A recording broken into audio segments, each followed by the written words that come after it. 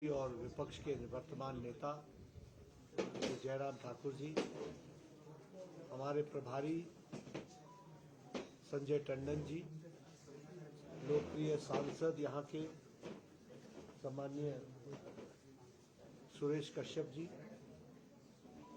राज्यसभा में मेरे साथी सिकंदर जी,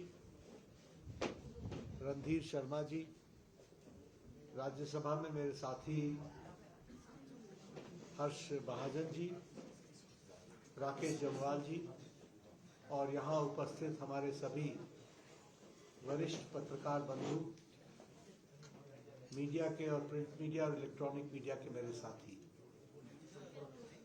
सबसे पहले तो मेरा ये सौभाग्य है कि मुझे आज अपने कर्म भूमि पर आने का मौका मिला है और अपने सभी वरिष्ठ पत्रकारों से भी मिलने का मौका मिला है।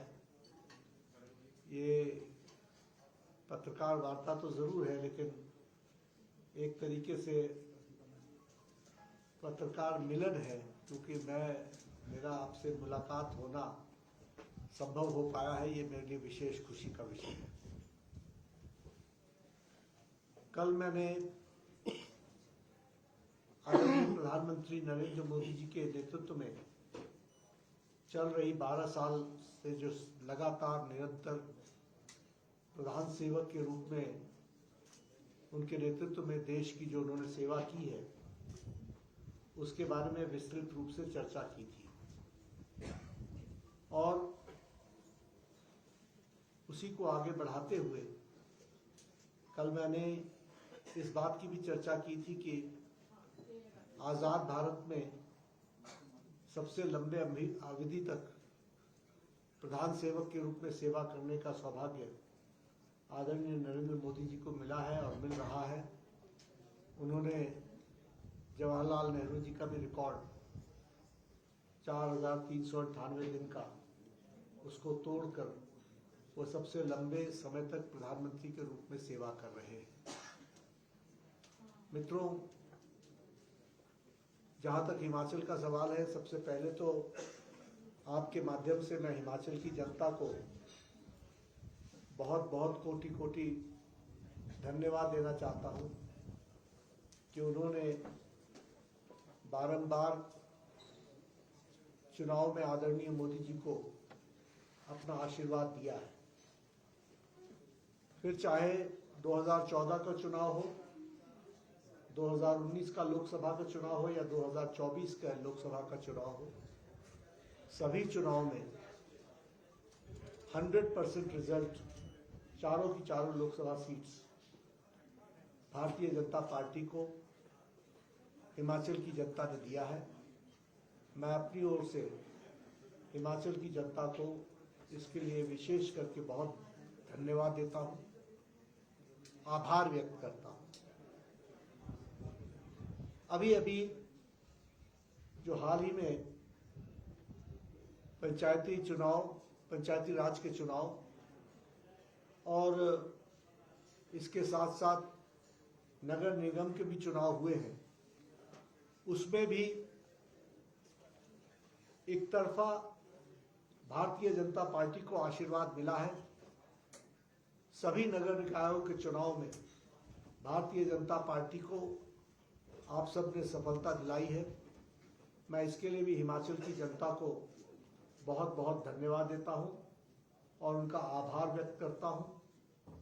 और यह चुनाव के नतीजे हिमाचल के जनता का मूड क्या है उसको भी प्रतिलक्षित करता है और जनता का मूड स्पष्ट रूप में भारतीय जनता पार्टी के पक्ष में है, ऐसा हम सबको दिखता है। मित्रों, मैंने आपसे कहा कि आपका आशीर्वाद हमको हमेशा मिला है। आशीर्वाद के साथ साथ देश में मोदी जी के नेतृत्व में हमने बहुत बड़ी प्रगति भी की है और विकास की एक लंबी छलांग लगाई है। और अर्थतंत्र की दृष्टि से देखा जाए तो आज हम मजबूत अर्थतंत्र के ढांचे में खड़े हैं। यह भारत को हम देखते हैं। हम फ्रेजाइल 5 से निकल करके fourth largest fast moving economy के रूप में हम दिखता है। जो इन्फ्लेशन डबल डिजिट पे था वो आज बिल्कुल कंट्रोल में है। जो पॉलिसी पैरालिसिस से हम गुजर रहे थे उससे निकल करके एक मजबूत निर्णायक सरकार आदरणीय मोदी जी के नेतृत्व में हम सबको दिखता है। और फास्टेस्ट ग्रोइंग इकोनॉमी के रूप में हमें इंटरनेशनल मॉनेटरी फंड या फिर वर्ल्ड बैंक या फिर और जो हमारे अंतर्राष्ट्रीय इंस्टीट्यूशंस हैं, सब ने भारत को एक मजबूत इकोनॉमी के दृष्टि से देखा है। कोई इसे दी ब्राइट होप के रूप में देखता है, कोई इसे वर्ल्ड स्लो ग्रोथ में दी ओनली होप इंडिया को देखता है। तो इस तरीके से आर्थिक दृष्टि से भी देखा जाए तो भारत ने एक मजबूत अर्थ के संरचना करते हुए अपने आप को एक स्टेबल इकोनॉमी से आगे बढ़ाने का काम किया है। बहुत से फैसले ऐसे हैं जो हमें दुनिया में स्थापित कर रहे हैं, फिर चाहे वो डीबीटी डायरेक्ट बेनिफिट ट्रांसफर का हो। लगभग 51 lakh crore has been dispersed through DBT और इसमें लगभग 4.3 लाख करोड़ जो लीकेज होता था उसको हम रोक पाए हैं। तो आप समझ सकते हैं कि अर्थ की दृष्टि से, आर्थिक दृष्टि से कितना बड़ा देश को लाभ हो सकता है, इसको भी हमको ध्यान में रखना चाहिए। मैं हिमाचल के संदर्भ में बात करूं तो मैं एक बात जरूर कहना चाहता हूं कि यहां एक धारणा बनाई जा रही है और सुखविंदर जी की सरकार अपनी अकर्मण्यता को छुपाने के लिए एक नैरेटिव गढ़ा जा रहा है कि केंद्र से मदद नहीं मिल रही। मैं यहां स्पष्ट करना चाहता हूं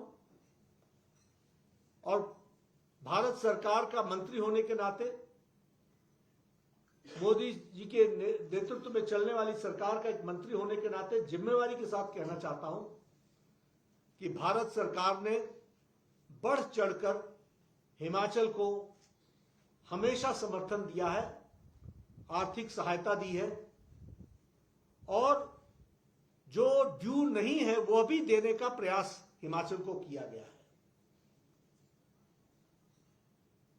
और मैं यह भी आपके माध्यम से हिमाचल की जनता को बताना चाहता हूं कि भारत सरकार के पास फंड्स की कोई कमी नहीं है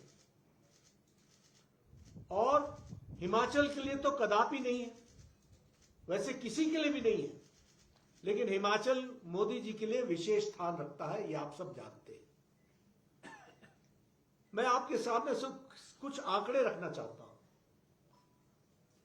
2024-25 के साल में 2381 करोड़ रुपए स्पेशल असिस्टेंस के रूप में भारत सरकार ने हिमाचल को दिया है। उसी तरीके से 2024-25 में ही एनडीआरएफ से पोस्ट डिजास्टर रिकवरी के लिए और रिकंस्ट्रक्शन के लिए 2006 करोड़ रुपए अलग से दिए गए और एक्सटर्नली एडेड प्रोजेक्ट में 2150 करोड़ रिकंस्ट्रक्शन के लिए दिया गया है, रिकंस्ट्रक्शन के लिए दिया गया है। आज नेशनल हाईवेज का जाल बिछाया जा रहा है। 4 लेनिंग में हिमाचल प्रदेश में लगभग 40,000 करोड़ रुपीस स्पेंड हुए हैं और 668 किलोमीटर्स 4 लेन्स बनी है। 668 किलोमीटर्स इंपॉर्टेंट मेजर कॉरिडोर्स पे काम चल रहा है। प्रदेश को क्रिस क्रॉस किया गया है कनेक्टिविटी की दृष्टि से। कीरतपुर से लेकर के मनाली तक, शिमला से लेकर के धर्मशाला तक, पठानकोट से मंडी, शिमला से मटौर, पिंजौर, बद्दी, नालागढ़, परवाणु सोलन शिमला, ये कुछ प्रोजेक्ट्स हैं जो 4 लेन के माध्यम से हिमाचल प्रदेश को टूरिज्म को बढ़ावा देने के लिए और हिमाचल की जनता को कनेक्टिविटी मिलने के लिए मुख्य रूप से काम हुआ है। हाइडल प्रोजेक्ट की दृष्टि से अगर हम जाने, आप सब पत्रकार रेणुका डैम के बारे में लंबे समय से लिखते रहे। रेणुका डैम को नेशनल इंपॉर्टेंस का प्रोजेक्ट डिक्लेयर कर दिया गया है और 7,000 करोड़ रुपए उसके लिए सैंक्शन हो चुके हैं। हमारे लूरी स्टेज 1 हाइड्रो प्रोजेक्ट के लिए 1,800 करोड़ रुपए सैंक्शन हो चुके हैं और काम चल रहा है। Indian institute of management Sirmaur operational हो रहा है, 531 करोड़ रुपीस उसमें भी खर्च हुए हैं।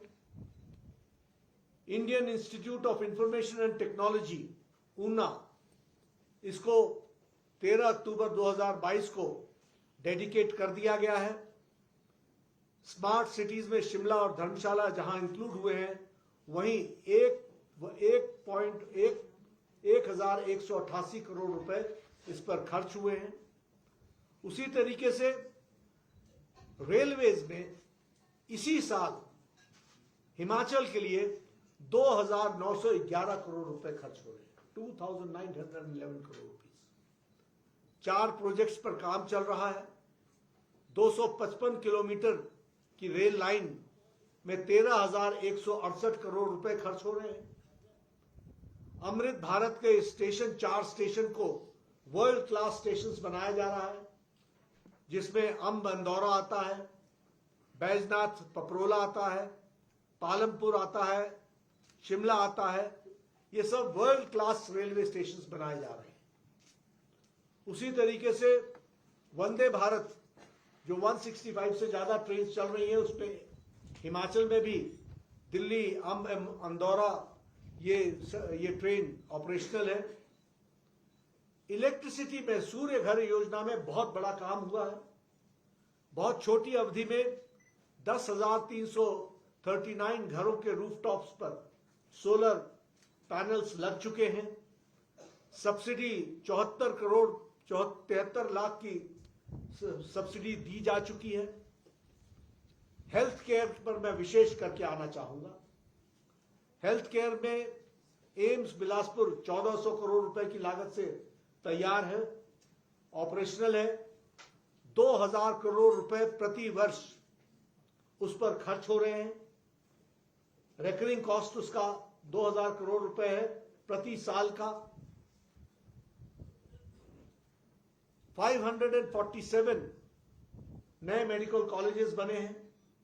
कुल मिलाकर के देश में 820 मेडिकल कॉलेजेस बने हैं। चंबा, नाहन और हमीरपुर को 547 करोड़ रुपीस देकर के इन हॉस्पिटल्स को, इन मेडिकल कॉलेजेस को भी चलाया गया है। पीजीआई का सैटेलाइट सेंटर पर काम तीव्र गति से चल रहा है। 400 करोड़ रुपए से ज्यादा खर्च हो चुके हैं। सुपर स्पेशलिटी ब्लॉक जो चमियाना में बना है, वह भी 200 करोड़ रुपए की लागत से बना है। यह दीगर बात है कि मैंने 2012 में शिलान्यास किया था और बनाने में आपने 2026 लगा दिए। अभी तक तो मैं 2 और सुपर स्पेशलिटी ब्लॉक दे चुका होता अगर आप समय पर काम कर रहे होते। आप मतलब हिमाचल की सरकार। एक्सटर्नली एडेड प्रोजेक्ट के बारे में मैं चर्चा करना चाहूंगा।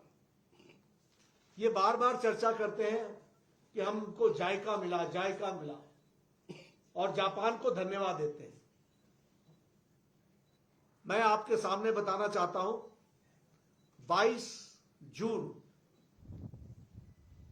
मई 2025 को हमारे मुख्यमंत्री मुझसे मिलने दिल्ली आए थे और उन्होंने एक्सटर्नली एडेड प्रोजेक्ट के बारे में मेरे से चर्चा की थी। और 30 जून 2025 को इनको 1,422 करोड़ रुपए का हम लोगों ने जायका से प्लान अप्रूव कराया और इनको भारत सरकार की सहमति से जायका का 1,422 करोड़ रुपए मिला है। उसमें भी मैं एक बात बता दूं कि ये 90% ग्रांट है, 90% भारत सरकार देने वाली है। 90%।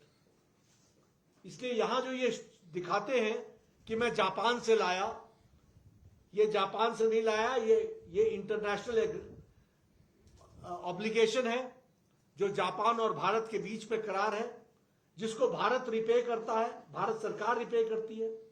और 90% का ग्रांट हिमाचल प्रदेश को मोदी जी की सरकार ने दिया है। ये हमको ध्यान में रखना चाहिए, जिससे आपका हमीरपुर के मेडिकल कॉलेज को आप स्ट्रेंथन कर रहे हो, नाहन के मेडिकल कॉलेज को स्ट्रेंथन कर रहे हो, मंडी नेरचौक के मेडिकल कॉलेज को स्ट्रेंथन कर रहे हो, टांडा के मेडिकल कॉलेज को स्ट्रेंथन कर रहे हो, चंबा के मेडिकल कॉलेज को स्ट्रेंथन कर रहे हो, और आईजीएमसी को आप स्ट्रेंथन कर रहे हो।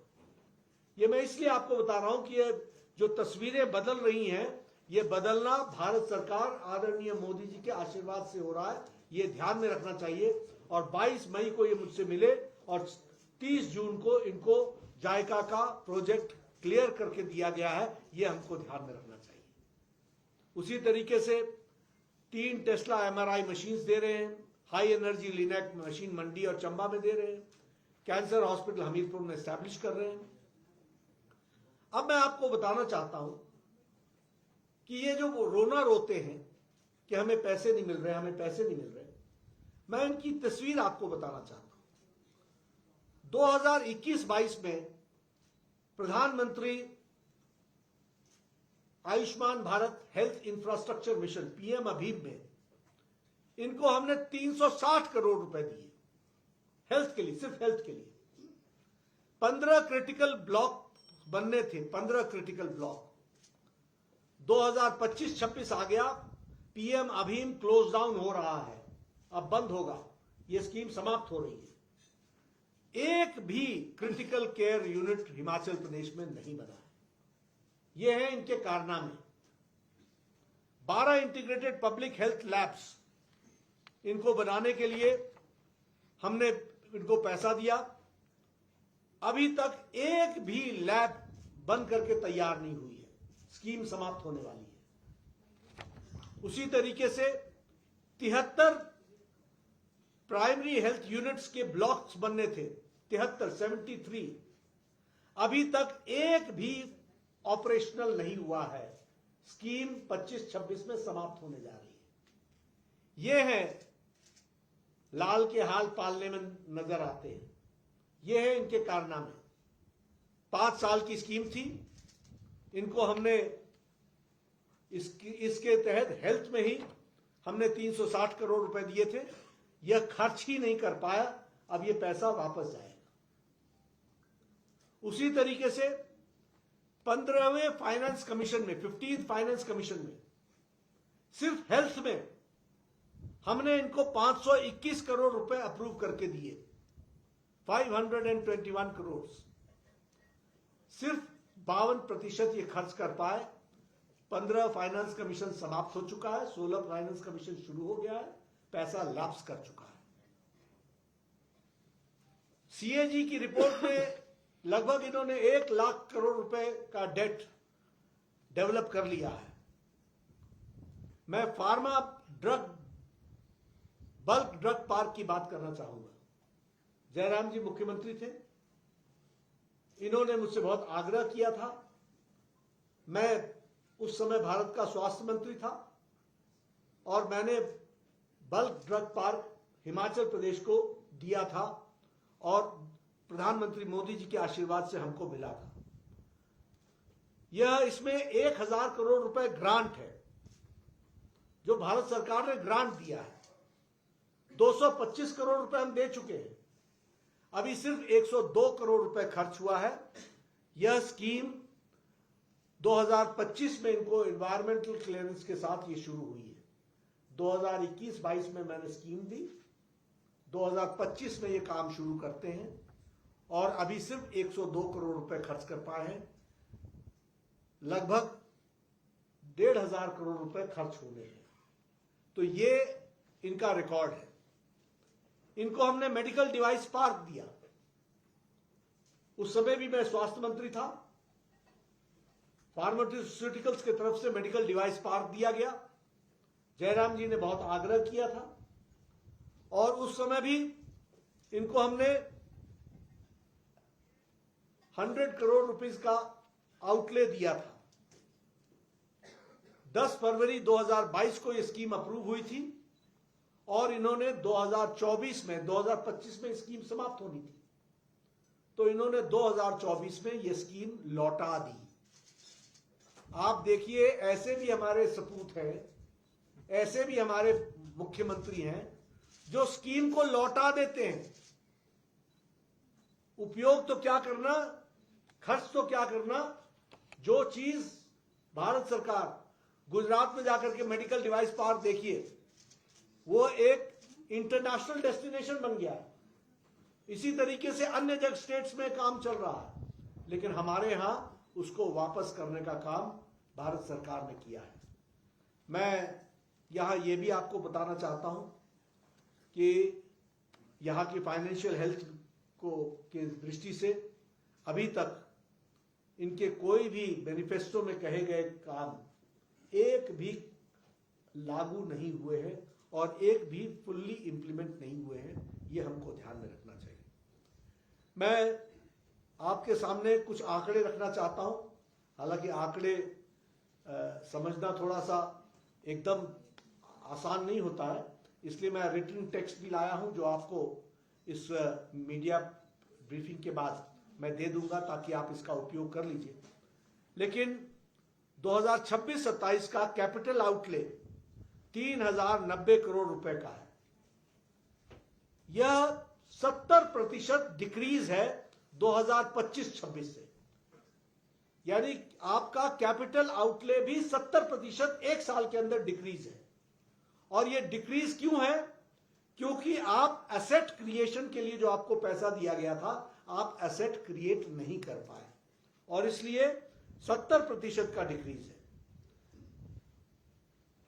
88% का पैसा आप सैलरीज, पेंशन्स और कमिटेड लाइबिलिटीज में आप खर्च कर रहे हैं।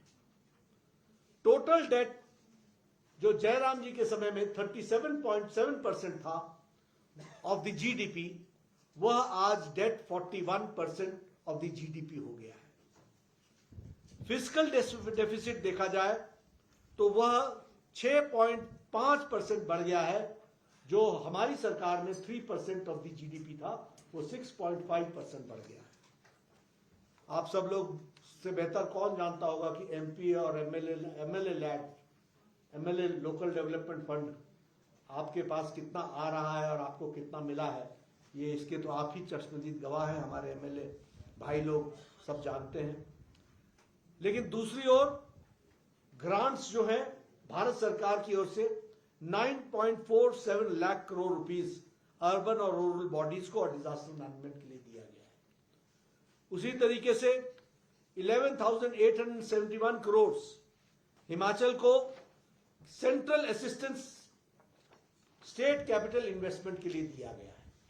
इसलिए मोदी जी ने कभी भी किसी भी तरीके की कोई भी कमी नहीं छोड़ी है भारत सरकार की तरफ से हिमाचल सरकार को समर्थन देने में।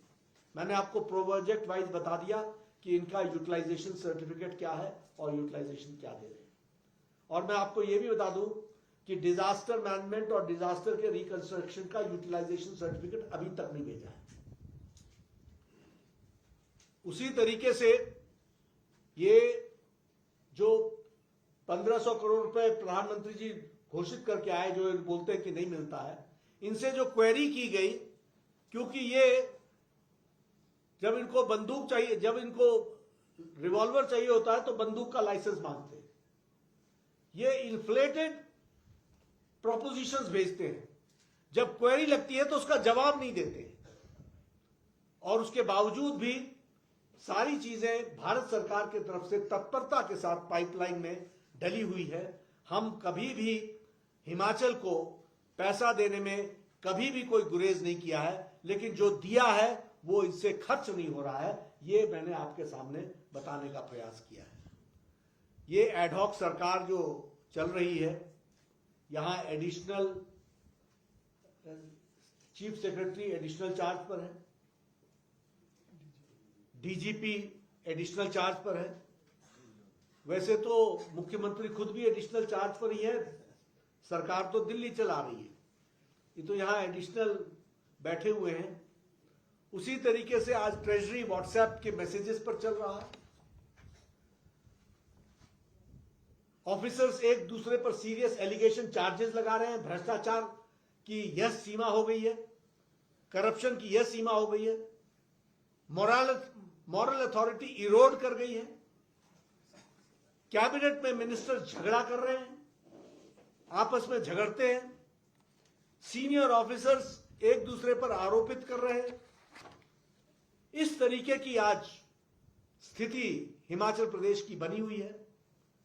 बड़ी संख्या में हिमाचल के कॉम्पिटेंट ऑफिसर्स दिल्ली जाने के लिए आतुर हैं, यहां छोड़ करके जाना चाहते हैं, एक्सोडस है। यह यहां की स्थिति है। और अगर मैं एक शब्द में बताना चाहूं तो एक होता है गुड गवर्नेंस, एक होता है गुड मैनेजमेंट, एक होता है बैड मैनेजमेंट। यहां तो नो मैनेजमेंट, मैनेजमेंट ही नहीं है, नो गवर्नेंस। गवर्नेंस नाम की चीज मुझे देखने को मिल ही नहीं रही है। और हिमाचल की जनता त्रस्त है, त्राहिमाम है। डायरेक्शनलेस गवर्नमेंट है, डिसीजनलेस गवर्नमेंट है।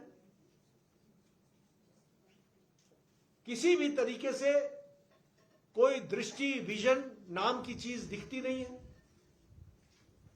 इस सरकार को लॉक स्टार्ट और बैरल के साथ जाना है। पंचायती राज चुनाव के नतीजों ने इंडिकेशन दे दिया है, लेकिन फिर भी मैं एक बात जरूर कहूंगा कि भारत सरकार की तरफ से और प्रधानमंत्री मोदी जी की तरफ से हिमाचल सरकार को किसी भी तरीके की कमी हम अपनी तरफ से नहीं आने देंगे। लेकिन ये खर्च करने वाले तो बने, ये खर्च तो करें। इनसे खर्च ही नहीं हो रहा है, यूटिलाइजेशन सर्टिफिकेट्स ही नहीं दे पा रहे। तो यह आज की स्थिति है। मैंने कोशिश की है कि कम समय में आपको एक आर्थिक विवरण दे सकूं। मेरा एक रिटन स्टेटमेंट भी है जिसमें मैंने सारी बातें डिटेल में लिखी हैं। ये आपको मिल जाएगा, आप इसका उपयोग कर सकते हैं ताकि आपको अपने प्रेस नोट बनाने में और उसके लिए जो आंकड़ों की सुविधा चाहिए होगी वो मिलेगी। मैं अपनी बात को यही समाप्त करूंगा। धन्यवाद नड्डा जी। अब इसके बाद इंटरेक्शन सेशन है। सब पत्रकार मित्रों का आभार और धन्यवाद। आज ही नड्डा जी उनके टेबल पे चर्चा करने के लिए जाएंगे और बहुत सारे पत्रकारों के बहुत पुराने मित्र हैं वर्तमान में, उनसे निजी बातें भी करेंगे। और इससे पहले कोई प्रश्न अगर हो तो जरूरी आओ।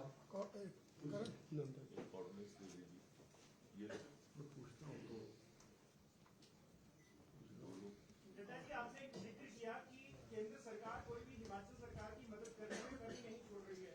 मुख्यमंत्री कहते हैं कि आपके अलग-अलग जो लोग हैं वो दिल्ली जाकर काम रुकवाने का काम करते हैं। आपने हमारी सरकार गिराने का भी प्रयास किया था। क्या कहेंगे के सवाल पर? A bad craftsman blames his tools.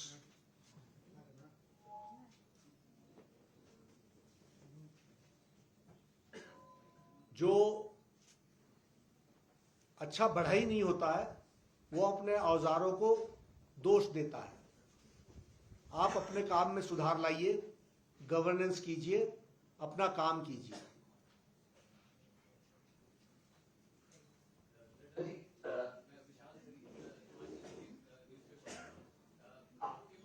और फर्टिलाइजर दोनों डिपार्टमेंट को आप हेड करते हैं। सॉरी माइक ठीक से नहीं चल पा रहा है। मैं जानना चाहता हूं कि एक तो हिमाचल में रिपोर्ट्स पिछले दिनों में cancer cases are on the rise because of use of fertilisers in Himachal. तो क्या इसके बारे में गवर्नमेंट ऑफ इंडिया कोई स्टडी के बारे में सोच रही है या कुछ इस तरह की कोई स्टडी पहले कंडक्ट की गई? फर्टिलाइजर डिपार्टमेंट की तरफ से एक स्कीम चल रही है पीएम प्रणाम। जो स्टेट जितना कम फर्टिलाइजर लेगा उससे जितनी सब्सिडी बचेगी वो उस स्टेट को एड के रूप में दे दी जाएगी। उपयोग सरकार को और प्रदेश को इसमें से करना है। दूसरी बात, नेचुरल फार्मिंग के लिए हम लोगों को प्रोत्साहित कर रहे हैं। तीसरी बात कि हमारी कोशिश है कि हम जो नेचुरल फर्टिलाइजर है उस पर हम ज्यादा से ज्यादा लोगों की डिमांड क्रिएट कर सकें। इन सब चीजों के लिए हम प्रयासरत हैं। स्टेट को आगे बढ़ने की जरूरत है। जैसे हमने कहा पीएम प्रणाम, तो पीएम प्रणाम में स्पष्ट है, आप अपना फर्टिलाइजर का यूटिलाइजेशन घटाइए, जितनी सब्सिडी हम आपको देते थे वो आपको हम दे देंगे, तो आप उसका उपयोग कीजिए। जहां तक कैंसर का सवाल है, मल्टी फैक्टर्स वर्क करते हैं, इसलिए सिर्फ फर्टिलाइजर ही एक विषय नहीं है। बतौर हेल्थ मिनिस्टर मैं ये कह सकता हूं, मेनी फैक्टर्स आर देयर, तो सारे फैक्टर्स पर काम चल रहा है। हेल्थ में हम प्रिवेंशन पर जोर दे रहे हैं, अर्ली डिटेक्शन पर जोर दे रहे हैं, ओवरवेट घटाओ। प्रधानमंत्री मोदी जी ने क्लेरियन कॉल दिया है, 10% तेल अपने खाने में से हटाओ, नमक कम करो, अपना वजन घटाओ। वजन बहुत बड़ा कारण है, ओबेसिटी बहुत बड़ा कारण है। जरा एक्सरसाइज करो, fit India movement, stay fit है। तो ये सारे जो हैं, ये अल्टीमेटली हेल्दी लाइफ को प्रमोट करते हैं, जो अल्टीमेटली कैंसर को रिडक्शन करेंगे।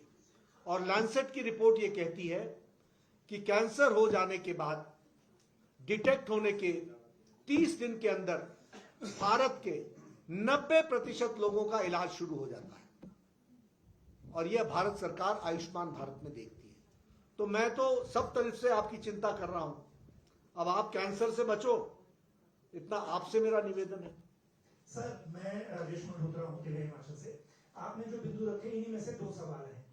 पहली बात, जो 1500 करोड़ का अनाउंसमेंट प्रधानमंत्री का था, जो आपने भी बात रखी, थोड़ा सा उसको स्पष्ट कर दीजिए कि इनकी तरफ से मतलब क्वेरी क्या आई थी जिसका रिप्लाई गवर्नमेंट ऑफ इंडिया को नहीं मिला, एक बात। सेकंड, बर्ड ड्रग पार्क है, क्या ये सही है? वैसे तो जो डेडलाइन तय थी उससे तो डिलेड है ही, वो तो दिख ही रहा है, लेकिन क्या गवर्नमेंट ऑफ इंडिया ने हिमाचल के विकल्प के तौर पर हरियाणा या किसी और स्टेट पर विचार चल रहा है, या अभी स्टेट गवर्नमेंट के साथ कोई डायलॉग होगा कि आप इसको टाइम के भीतर या विद इन फ्रेम में करें? पहला क्वेश्चन क्या था? पहला सर, 1500 करोड़ की क्वेरी क्या थी? 1500 करोड़ रुपए में इनको जो डिजास्टर में और डिस्ट्रक्शन में जो डिटेल्स देनी थी, वो डिटेल्स नहीं दी गई।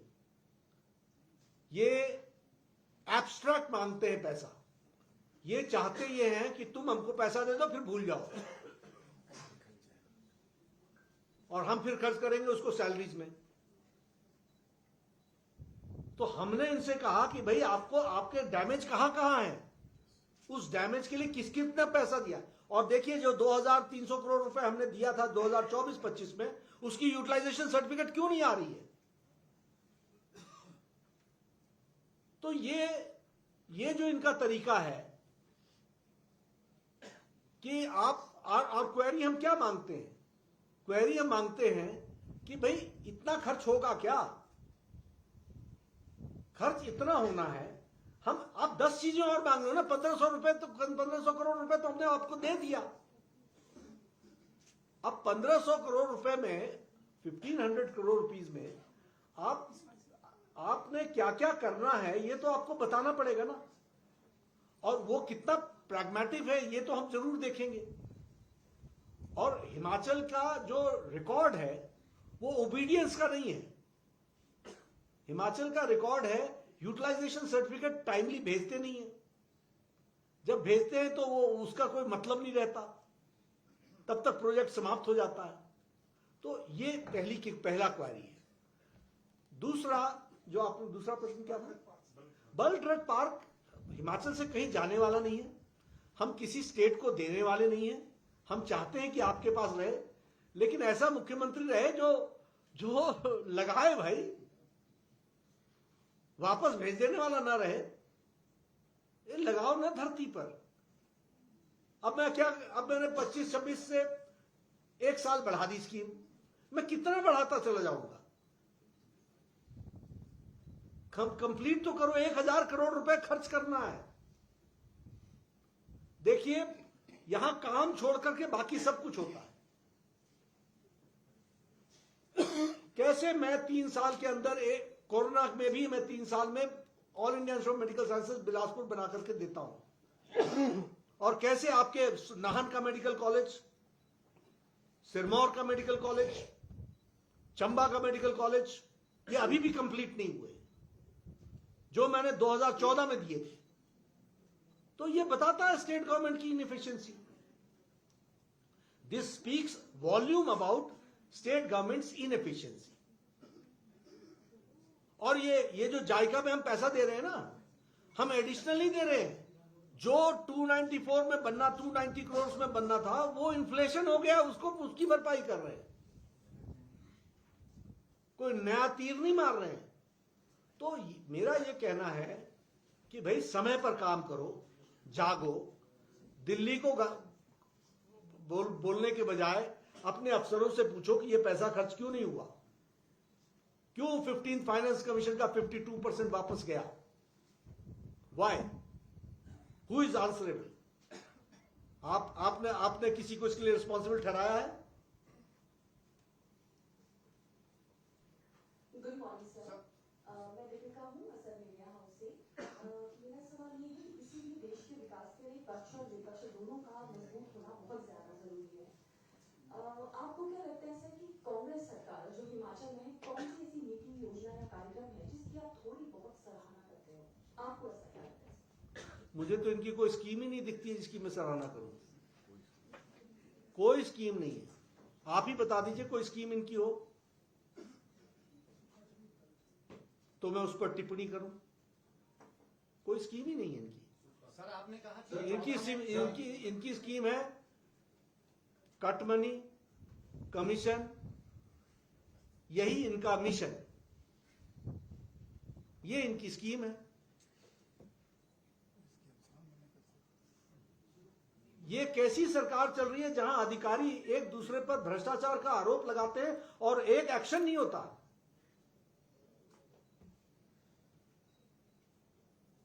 ये बताता है, it speaks volumes about your performance. शर्म आनी चाहिए।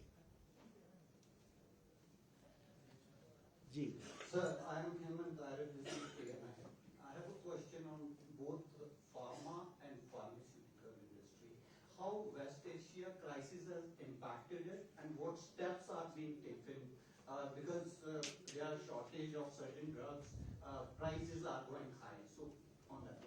ऐसा है, we are very much seized of the matter.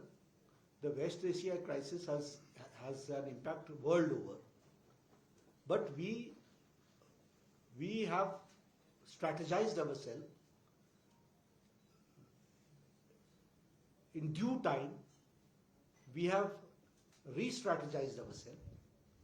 हम इस क्राइसिस को के रहते हुए भी भारत की जनता को किसी तरीके का प्रभाव न पड़े, इसके लिए हम सक्षम हैं और हमने उसकी तैयारी कर ली है। और इसलिए किसी भी तरीके का इम्पैक्ट फार्मेसी पर, फार्मास्यूटिकल ड्रग्स पर, उसके साथ साथ डिवाइसेस पर, सब पर हम लोगों ने उसका ध्यान रखा हुआ है। फर्टिलाइजर्स में हम माकूल हैं। नॉन स्ट्रेट ऑफ हॉर्मूज से बाहर निकल करके जितने भी देश हैं उनसे हम फर्टिलाइजर्स की तरफ बढ़ चले हैं। इंडोनेशिया, ऑस्ट्रेलिया, रशिया, चाइना, जो स्ट्रेट ऑफ हॉर्मूज के दायरे में नहीं आते उनसे हम फ्रेश टेंडर्स कर रहे हैं, मतलब फ्रेश उनके साथ कर रहे हैं। और हमारे पास खारिफ सीजन के लिए बिल्कुल माकूल फर्टिलाइजर है और हम आगे रबी की तैयारी कर रहे हैं। इसलिए क्राइसिस तो है, लेकिन हमने मान लिया। हम ये भी नहीं पूछते कि ये 15 दिन चलेगा, 1 महीना चलेगा। हम कहते हैं वो जाने, हमारे लोगों को हम तकलीफ नहीं आने देंगे, इसकी हमारी चिंता है। और किसान को कोई इम्पैक्ट नहीं आएगा, इसकी हम चिंता करते हैं। नमस्कार नड्डा जी, आप काफी दिनों के बाद आए और इतनी अच्छी प्रेस कॉन्फ्रेंस, इतने अच्छे मुद्दे एक क्वेश्चन मेरा है और कंसर्न भी है। हिमाचल प्रदेश में जिस तरह से लगातार डिजास्टर हो रहे हैं, क्लाइमेट से रिलेटेड जो इंसिडेंट्स हो रहे हैं, और दूसरा उसके लिए कहीं ना कहीं हम भी दोषी हैं जो कंस्ट्रक्शंस हो रही हैं, जिस तरह के हाईवेज की कटिंग्स हो रही हैं। क्या गवर्नमेंट ऑफ इंडिया प्रपोज करती है कि एक कॉम्प्रिहेंसिव स्टडी हो जाए कि why these incidents are increasing in the Himalayan areas? आपका कंसर्न बहुत जायज है। मैं ऑथेंटिकेट तो नहीं कर सकता हूं क्योंकि मैं अपडेटेड नहीं हूं, लेकिन पिछले डिजास्टर के बाद इस पर कुछ स्टडी होने के लिए गवर्नमेंट ऑफ इंडिया ने कुछ लोगों को लगाया है। वो रिपोर्ट आई है कि नहीं आई है, and not only for Himachal, for Uttarakhand also, दोनों के लिए सम इन्वेस्टिगेशन नहीं कहेंगे, सम स्टडी एनालिसिस ये तो किया जा रहा है, और उसका अपडेट पोजीशन मैं नहीं दे सकूंगा। मेरा नाम शिवा भारद्वाज है और मैं संवाद भारत से हूँ। आपसे सवाल ये है कि हिमाचल प्रदेश में जिस तरह अलग अलग राज्यों की भी बात हो रही है कि रेवेन्यू डेफिसिट ग्रांट को बंद कर दिया गया है, सबसे पहले तो मैं इसका कारण जानना चाहूंगी कि ऐसा केंद्र सरकार ने, और दूसरा सवाल ये, आप कांग्रेस की बात कर रहे हैं कि कांग्रेस में मंत्रियों में आपस में लड़ाई है। अभी हाल में हमने देखा कि कांगड़ा से, जिसे सत्ता का द्वार कहा जाता है, आपके दो पूर्व मंत्री और एक सांसद राकेश पठानिया और डॉक्टर राजीव भारद्वाज ने खुलकर पार्टी के खिलाफ बोला और पार्टी के लोगों के खिलाफ बोला। भाजपा को अनुशासित पार्टी माना जाता है, ऐसे में ऐसे लोगों के खिलाफ भी आप लोग एक्शन लेंगे क्या? पार्टी सजग है और पार्टी हमेशा सजगता के साथ चीजों को देखती है। इन सारी चीजों के पर नजर रखना पार्टी का काम है, वो कर रही है।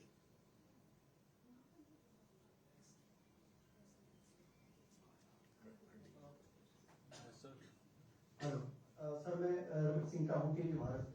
मेरा सवाल आरडी से जुड़ा है।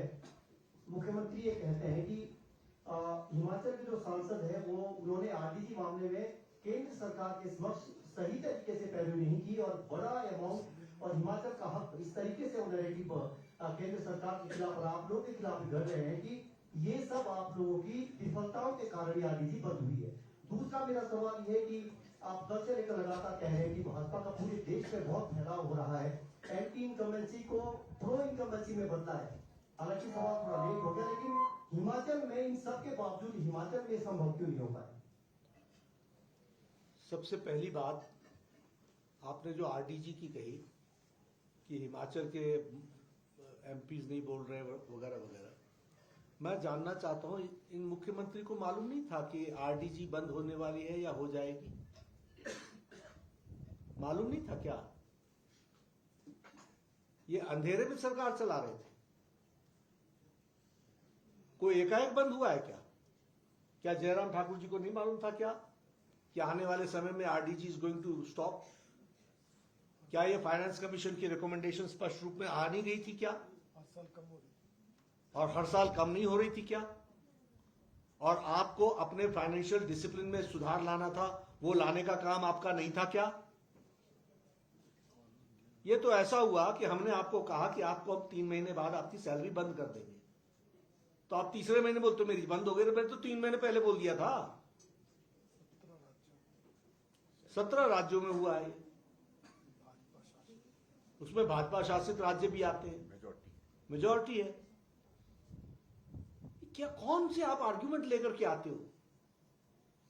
मतलब आप नहीं, मुख्यमंत्री नहीं। आप सोचो कहीं मैं आपकी बुद्धिमत्ता पर प्रश्न खड़ा कर रहा हूं, तो ऐसा मैं हिमाकत नहीं कर सकता। लेकिन इनको आप ये पूछो, भाई बुद्धि कहां चली गई थी? मालूम नहीं था क्या? आफ्टर ऑल फाइनेंशियल डिसिप्लिन नाम की कोई चीज होती है। तुम कैपिटल एसेट क्रिएट नहीं कर रहे हो, जो हम पैसा दे रहे हैं वो आप लगा नहीं पा रहे हो। अभी मैं आपको बताता हूं, आप 5 साल बाद पूछूंगा आपसे, ये जायका का पैसा हम जितना दे करके जा रहे हैं, ये कितना धरती पर लगता है, मैं देखूंगा। कोई मॉनिटरिंग नहीं है यहां, कोई पूछता नहीं है, कोई वर्क कल्चर नहीं है। 8-8 महीने और लग जाते हैं टेंडर निकालने में। और टेंडर निकल करके फिर उसको रीटेंडर करते हो क्योंकि तुम्हारा ठेकेदार नहीं आता। कमीशन, कट मनी, आप सरकार कहां चला रहे हो? आप तो भ्रष्टाचार के माध्यम बन रहे हो। तभी अफसर की हिम्मत होती है ना कि वो एक दूसरे पर आरोप लगाए। अटैची वाली सरकार है।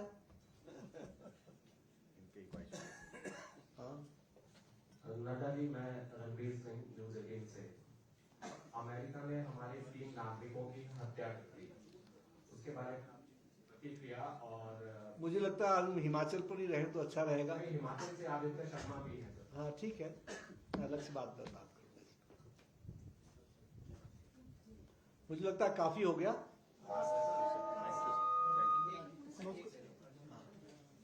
Second last. हाँ अर्चना। So when the Congress government took over reins in Himachal, they reverted to the OPS, old pension scheme. What is the BJP stand on this? BJP stand is very clear, which was there in 2021 election, 22 election. 22 elections में जो था वो हम तो new policy scheme पर जा रहे हैं। सर जिनका हो चुका है अब OPS में रिवर्ट, उनका क्या करेंगे? डिटेल्स को देखेंगे जयराम जी, आप लोग सब लोग मिलकर। नड्डा जी, मेरा सवाल आपसे ये है कि आपने राजनीति हिमाचल से शुरू की, फिर आप केंद्र में गए, अब क्या वापस नड्डा जी हिमाचल आने का ख्याल रखते हैं या? मैं हिमाचली हूँ, लेकिन मैं दिल्ली में काम कर रहा हूँ, वहीं करूंगा। लास्ट क्वेश्चन क्या है? मेरा सवाल है, आपने काफी डिटेल में बताया हिमाचल की फाइनेंशियल स्थिति क्या है, तो आप जानते हैं कि हिमाचल में 1 लाख करोड़ से ज्यादा का कर्ज हो गया, तो क्या इस स्थिति से हिमाचल को बाहर निकालने के लिए केंद्र सरकार हिमाचल को कोई स्पेशल पैकेज देगी, जैसे हिमाचल गवर्नमेंट बात मांग करती है, या आप भी हिमाचली आप इस तरह से कोई बात केंद्र सरकार के सामने रखी है कि हिमाचल को स्पेशल पैकेज दिया जाए ताकि इस खस्ता हाल से बाहर निकला जाए, क्योंकि आज ग्राउंड पे कोई काम नहीं हो रहा है, सिर्फ वेतन भत्ते देने का। ज्ञान जी, पैकेज नाम की कोई चीज नहीं होती, हैंड होल्डिंग होती है। हम आपका हैंड होल्डिंग करते हैं, ठीक है, आप फाइनेंशियल प्रॉब्लम में आ गए, हम आपको ये ग्रांट देते हैं, आपको ये डिसिप्लिन लाना पड़ेगा। तो इस तरीके से स्कीम्स डेवलप होती है। आपको हम इंफ्रास्ट्रक्चर में इतना पैसा देते हैं, आपको इस मोड में इसको खर्च करना पड़ेगा। तो इस तरीके से हैंड होल्डिंग होती है। उस हैंड होल्डिंग के लिए finance department government of India Modi ji के नेतृत्व में सदा तैयार है। लेकिन आपका तरीका क्या है? पैसे दे दो, पूछो मत। पैसे दे दो, पूछो मत। ऐसे तो कैसे चलेगा? तो हम तैयार हैं, हम हैंड होल्डिंग के लिए तैयार हैं, लेकिन आपको पैकेज के नाम पर हम दे दें और फिर तुम उड़ाओ मस्ती और फिर आ जाओ कि हमारे को फिर से चाहिए, तो ये नहीं चलेगा। थैंक यू भाई, thank you Nadda ji, doctor Binder ji and Jairam Thakur ji, सब लोगों की भोजन की व्यवस्था भी